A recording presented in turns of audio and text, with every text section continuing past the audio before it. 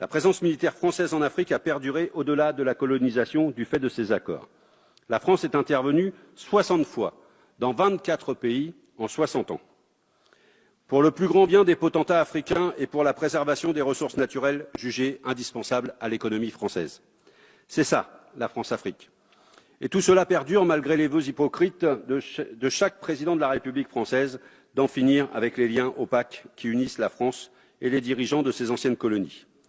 Et si d'aventure un pouvoir africain montre ne serait-ce que quelques velléités d'indépendance, comme cela a été le cas en Côte d'Ivoire à l'issue des élections de l'an 2000, l'assurance vie de la présence militaire française se transforme en facteur de déstabilisation et d'affaiblissement pour ce pouvoir. À ce sujet, permettez-moi de vous interroger sur le rôle exact de la France dans le bombardement de Bouaké en 2004 et des événements qui s'en sont suivis, Madame la Ministre.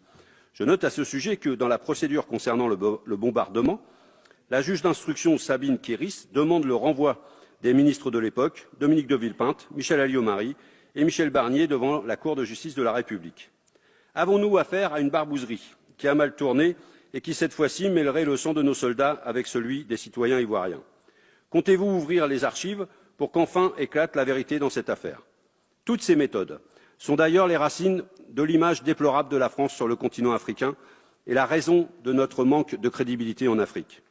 Avec le passé, qui est le nôtre, c'est le principe de non-ingérence qui devrait être la ligne de conduite pour notre pays, qui, parmi d'autres, a commis les pires crimes et les pires horreurs sur le continent africain. Il lui a pillé ses habitants, ses ressources, son argent. Et cela continue depuis des décennies. Il faut que cela cesse. Ce n'est pas le chemin que prend la présidence de Macron. L'habitude coloniale de la France est encore largement préservée dans certains pays d'Afrique, comme nous avons pu le voir encore en 2019 au Tchad, à Djibouti ou en Côte d'Ivoire, pour ne donner que 3 exemples. On a pu remarquer en effet de très fortes rémanences de ces principes france-africains au Tchad, où l'armée française a bombardé en février dernier une colonne de véhicules appartenant à des opposants au dictateur tchadien Idriss Déby. Ce chef d'État zélé est protégé contre toute logique par la France, qui le remercie en lui permettant de rester à son poste sans être dénoncé alors qu'il y était depuis 1990. Un pays comme le nôtre peut-il se permettre de protéger un homme qui dirige un État comme s'il était sa propriété et qui n'hésite pas à supprimer ses opposants, à pratiquer la torture, à pratiquer les enlèvements? Nous sommes toujours dans l'attente de précisions sur ce dossier. Peut-être est-ce inavouable. Nous continuerons à demander des comptes. Mais le Tchad n'est pas le seul pays à être encore sous protection française. Comme le dit son chef d'État Ismaël Omar Guelleh, malgré les changements dans la région, rien ne bouge à Djibouti. Lorsqu'il s'agit de faire des petits gestes pour Djibouti, l'État français ne se prive pas. Récemment, Mohamed Kadami, un opposant djiboutien disposant du statut de réfugié politique en France, a été mis en examen et risque d'être renvoyé à Djibouti au mépris du droit français pour satisfaire le régime djiboutien, voire même pour l'échanger avec un prisonnier djiboutien qui aurait un rôle dans l'affaire Sarkozy-Kadhafi. Et prenons un 3e exemple de la protection de la France envers ses fidèles, la Côte d'Ivoire. Après avoir acté que l'on ne peut qualifier le coup d'État d'Alassane Ouattara en 2011, la France a permis au nouveau chef d'État d'envoyer Laurent Gbagbo à la Cour pénale internationale.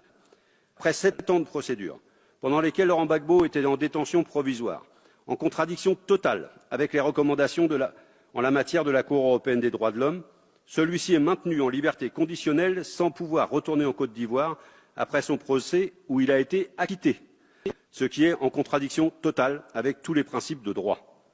Il semble que les pressions ivoiriennes et surtout françaises aient permis que le principal opposant de Ouattara ait encore des bâtons dans les roues pour l'empêcher de revenir dans son pays à la veille des élections présidentielles de 2020.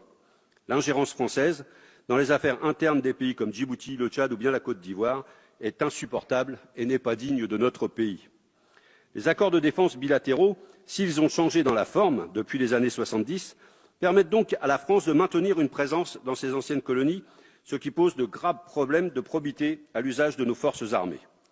Personne ne s'est grandi dans cette récente histoire et la France ferait mieux de travailler autrement en Afrique que d'utiliser son armée pour garantir une stabilité des dictateurs propice uniquement pour les affaires et destructrice pour les peuples. Et ce qui se voit lorsqu'il s'agit de la France-Afrique, c'est que la France pratique un système de 2 poids, 2 mesures, qui n'est pas tenable sur le long terme. Par exemple, en ce qui concerne le massacre de Douéké, en Côte d'Ivoire, dont des commémorations ont lieu hier, de plusieurs milliers de personnes par les partisans de l'actuel président Alassane Ouattara, l'armée française n'est pas intervenue. Par contre, lorsqu'il s'agit d'Idriss Déby et lorsqu'il demande à la France d'attaquer ses opposants, nous fonçons les bombarder, tandis que lorsqu'au Mali, une attaque fait près de 160 morts dans un village, la France ne bouge pas. Pourtant, nous avons signé un accord de coopération en matière de défense entre la France et le Mali, qui a été ratifié en 2015. Que ferait la France? Pourquoi a-t-elle été si rapide à attaquer les opposants tchadiens? Pourquoi elle ne réagit pas lorsqu'il s'agit de massacres de Maliens ou d'Ivoiriens? Pourquoi la France s'entête dans une stratégie au Mali qui est en échec? Je pense que le gouvernement se ferait fort de nous éclairer sur cette situation et de revenir sur ce qu'a récemment dit la ministre des Armées, Florence Parly. Je la cite. « Serons-nous amenés à intervenir chaque fois qu'on nous le demande ?» Non, répond-elle.